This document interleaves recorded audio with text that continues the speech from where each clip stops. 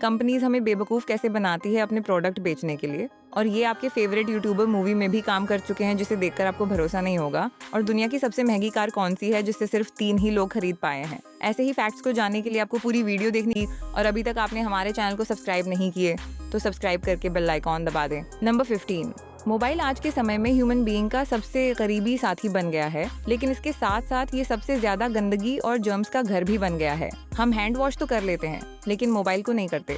वो हर जगह हमारे साथ रहता है, बाथरूम से लेकर टेम्पल तक रहता है, और अक्सर हम इसे खाना खाते समय, प्रेयर करते समय, यहाँ तक कि चिल्ड्रन को भी पकड़ा देते हैं। ये लाइनें एक तरह से हमें सोचने पर मजबूर करती हैं कि क्या वाकई हमारी पवित्रता की डेफिनेशन सही दिशा में है। नंबर 14, सोसाइटी में अक्सर ऐसा माना जाता है कि गर्ल्स को ड्रामा पसंद होता है, इसलिए टीवी शोज में इमोशनल और फैमिली ड्रामा ज्यादा दिखाया जाता है। लेकिन असल में ऐसा कहना एक स्टीरियोटाइप हो सकता है। टीवी प्रोड्यूसर वही दिखाते हैं जो ऑडियंस ज्यादा देखते हैं, और फैमिलीज में वुमेन। टीवी का बड़ा ऑडियंस सेगमेंटा होते हैं खासकर आफ्टरनून और इवनिंग के समय। ड्रामा केवल गर्ल्स या वुमेन को ही नहीं पसंद, बहुत से माले भी एक्शन, थ्रिलर या पॉलिटिकल ड्रामा में इंटरेस्ट लेते हैं। सबकी पसंद अलग अलग होती है। इमोशनल स्टोरी लाइन सिर्फ ड्रामेबाजी नहीं होती, कई बार ये रिलेशनशिप्स की गहराई दिखाती हैं जो ऑडियंस को जोड़ती है। नंबर 13, साइकोलॉजी के रिस्पेक्ट से अगर देखें तो ये बात पूरी तरह से किसी रिसर्च में नहीं कही गई है, लेकिन इसका एक इंटरेस्टिंग मीनिंग जरूर निकाला जा सकता है। जो गर्ल्स खाने को ज्यादा तवज्जो देती हैं वो आमतौर पर कम दिखावा करती हैं, यानी उन्हें हर वक्त खुद को डेकोरेट की जरूरत फील नहीं होती।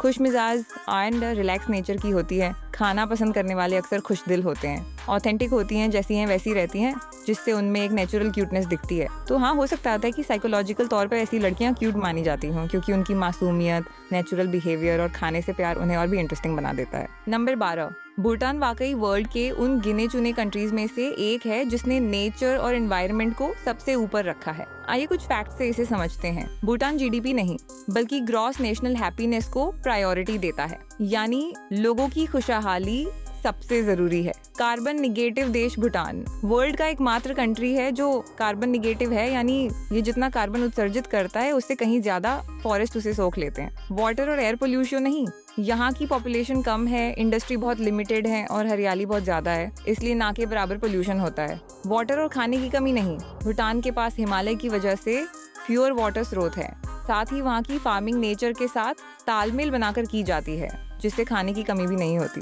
नंबर 11, अमेरिकी कांग्रेस की मेंबर ग्रेस मैंग ने 26 मई 2023 को दिवाली डे एक्ट नामक एक बिल इंट्रोड्यूस किया, जिसका ऑब्जेक्टिव दिवाली को अमेरिका में एक फेडरल हॉलिडे के रूप में रिस्पेक्ट दिलाना है। यदि यह बिल पास हो जाता है और प्रेसिडेंट द्वारा साइन किया जाता है तो दिवाली अमेरिका का 12वां फेडरल हॉलिडे बन जाएगा। ग्रेस मैंग का कहना है कि दिवाली न केवल साउथ एशियन, साउथ ईस्ट एशियाई एंड इंडो कैरिबियन कम्युनिटीज के लिए, बल्कि हिंदू, सिख, जैन और बौद्ध रिलीजियस पीपल के लिए भी वेरी इंपॉर्टेंट फेस्टिवल है। इस स्टेप से अमेरिका की कल्चरल डाइवर्सिटी को सम्मानित किया जाएगा और यह दर्शाया जाएगा कि गवर्नमेंट डिफरेंट कम्युनिटीज की बिलीफ्स और ट्रेडिशंस की सराहना करती है। ये अमेंडमेंट बिल पहले ही डिफरेंट कम्युनिटीज द्वारा स्वागत किया गया है और कई लीडर्स ने इसे कल्चरल डाइवर्सिटी और रिलीजियस टॉलरेंस को बढ़ावा देने की दिशा में एक इम्पॉर्टेंट कदम बताया है। हालांकि इस बिल की पास होने की प्रोसेस लॉन्ग हो सकती है, लेकिन यह अमेरिकन सोसाइटी में कल्चरल इंक्लूसिविटी और डाइवर्सिटी के प्रति बढ़ती जागरूकता का प्रतीक है। नंबर 10, टॉम क्रूज ने मिशन इम्पॉसिबल गोस्ट प्रोटोकॉल की शूटिंग के दौरान बुर्ज खलीफा की चोटी पर असली में चढ़कर एक सीन शूट किया था बिना बॉडी डबल के। ऐसा स्टंट करने की हिम्मत हर किसी में नहीं होती, यही तो फर्क है एक एक्टर और एक्शन हीरो में। नंबर 9, बूढ़ा नीलकंठ मंदिर नेपाल के काठमांडू घाटी में लोकेटेड एक अत्यंत पवित्र और रहस्यमयी तीर्थ स्थल है जो भगवान विष्णु की जल निमग्न प्रतिमा के लिए प्रसिद्ध है। यहाँ भगवान विष्णु की लगभग 5 मीटर लंबी शयन मुद्रा में प्रतिमा एक कृत्रिम तालाब में स्थित है, जिसे जल निधि कहा जाता है। इस मंदिर से रिलेटेड एक इंटरेस्टिंग और मिस्टीरियस मान्यता यह है कि अगस्त माह में जब वार्षिक शिव उत्सव आयोजित होता है तो कुछ भक्तों का कहना है कि तालाब के जल में भगवान शिव की छवि प्रकट होती है। ये छवि अपने आप में एक रहस्य बनी हुई है और विज्ञान से इसे पूरी तरह समझाया नहीं जा सका है। भक्त इसे शिव विष्णु की एकता का प्रतीक मानते हैं, क्योंकि आमतौर पर शिव और विष्णु की उपासना अलग अलग होती है, लेकिन यहाँ दोनों का रहस्यमयी संयोग दर्शाया गया है।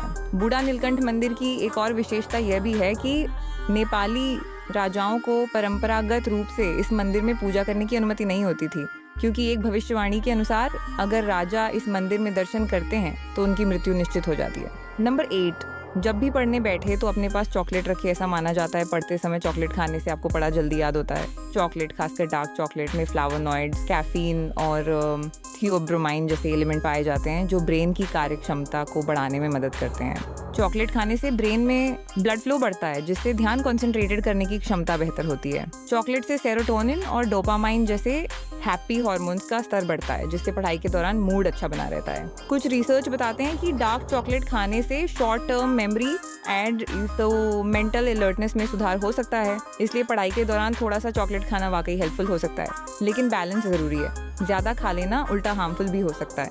नंबर 7, हार्वर्ड यूनिवर्सिटी के एक स्टडी में ये पाया गया था कि जो पर्सन लगातार 40 पुशअप्स कर सकते हैं उनमें कार्डियोवैस्कुलर डिजीजेस का खतरा काफी कम होता है। यहाँ तक कि उनकी हार्ट से जुड़ी सीरियस फियर ऑफ डिजीजेस उन पीपल की तुलना में जो 10 या उससे कम पुशअप्स कर पाते हैं 99% तक कम पाई गई। पुशअप्स एक कंपाउंड एक्सरसाइज है जो सिर्फ मसल्स ही नहीं बल्कि हार्ट और लंग्स की क्षमता भी दर्शाती है। ये बताता है कि पर्सन का कार्डियो रेस्पिरेटरी फिटनेस अच्छा है, जो सीधे दिल की हेल्थ से जुड़ा है। लेकिन ध्यान दें, सिर्फ पुश अप्स की नंबर ही नहीं बल्कि regular exercise, balanced diet, sleep और स्ट्रेस मैनेजमेंट भी हार्ट को हेल्दी बनाए रखने में इंपॉर्टेंट रोल निभाते हैं। नंबर 6, रोल्स रॉयस की बोट टेल वाकई में एक कार नहीं बल्कि एक चलती फिरती रॉयल मास्टरपीस है। ये कार वर्ल्ड की सबसे एक्सपेंसिव और एक्सक्लूसिव कार्स में से एक है और इसकी प्राइस लगभग 200 करोड़ रुपए बताई गई है। इसका पिछला हिस्सा लग्जरी बोट यॉट से इंस्पायर्ड है, जिससे इसे बोट टेल नाम मिला। इसे कोच बिल्ड टेक्नोलॉजी से बनाया गया है, यानी कस्टमर की जरूरत एंड डिजाइन के हिसाब से एक एक कार पूरी तरह कस्टमाइज की जाती है। हर एक बोट टेल को तैयार करने में 4 साल से ज्यादा का समय लगा, क्योंकि इसे पूरी तरह से हैंडक्राफ्टेड बनाया गया है। इस कार में शैंपेन फ्रिज, कस्टम घड़ियां एंड यहाँ तक कि एक होस्टिंग सूट भी है जो कार के पिछले हिस्से में खुलता है। पिकनिक सेटअप के साथ वर्ल्ड में केवल 3 बोट टेल कारें बनाई गई हैं और इनके खरीदारों की पहचान भी मिस्ट्री बनी हुई है। हालांकि बियॉन्से और जेजी का नाम अफवाहों में है। इस कार को देखना ही अपने आप में एक एक्सपीरियंस है और ड्राइव तो जैसे किसी रॉयल ड्रीम को जीने जैसा।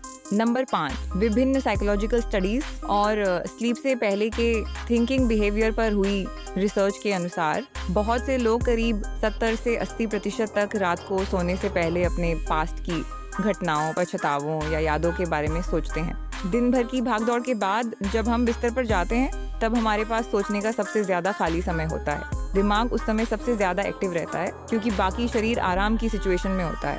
कभी कभी ये सोचने की आदत नींद में बाधा डालती है और ओवर थिंकिंग की वजह बन जाती है, लेकिन अगर इसे पॉजिटिव डायरेक्शन में मोड़ा जाए तो ये सेल्फ रिफ्लेक्शन का जरिया भी बन सकती है। नंबर 4, KGF चैप्टर 2 का ट्रेलर जब रिलीज हुआ था उसने वाकई एक नया हिस्ट्री रच दिया था। ट्रेलर को रिलीज के 24 घंटे के भीतर ही 1 करोड़ 9 लाख से ज्यादा व्यूज मिले थे, जो उस समय किसी भी इंडियन फिल्म के ट्रेलर के लिए सबसे ज्यादा थे। ट्रेलर को कई भाषाओं हिंदी, कन्नड़, तमिल, तेलुगु और मलयालम में एक साथ रिलीज किया गया था, जिससे इसका पैन इंडिया अपील और भी बढ़ गया। इसे संडे को रिलीज किया गया था और सोशल मीडिया पर तुरंत टॉप ट्रेंड करने लगा था। फिल्म में यश के दमदार डायलॉग्स, संजय दत्त का खलनायक अधीरा के रूप में जबरदस्त लुक और एक्शन ने पीपल को क्रेजी बना दिया था। KGF 2 ने सिर्फ ट्रेलर ही नहीं, रिलीज के बाद भी कई बॉक्स ऑफिस रिकॉर्ड्स तोड़े थे।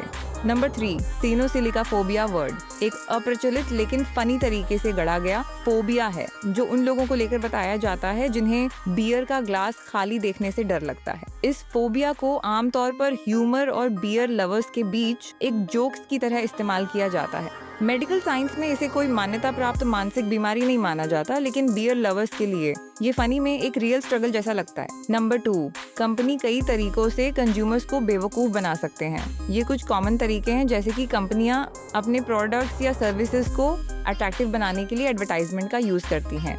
ये एडवर्टाइजमेंट कभी कभी इतने प्रोपल्सिव होते हैं कि हम सिर्फ दिखाए गए हैं इमेज या प्रॉमिस करते हैं वजह से उन्हें खरीदते हैं। बिना सोच विचार किए कई बार कंपनियां अपने प्रोडक्ट्स के लिए फॉल्स या अतिरंजित दावे करती हैं, जैसा चमत्कारिक इलाज या 100% प्राकृतिक प्रोडक्ट जो वास्तव में उतने इफेक्टिव नहीं होते। कंपनियां सोशल मीडिया प्रभावित करती हैं या सेलिब्रिटीज़ का उपयोग करती हैं। अपने प्रोडक्ट्स को बढ़ावा देने के लिए ये स्ट्रैटेजी हमारे साइकोलॉजिकल बिहेवियर का फ़ायदा उठाती है।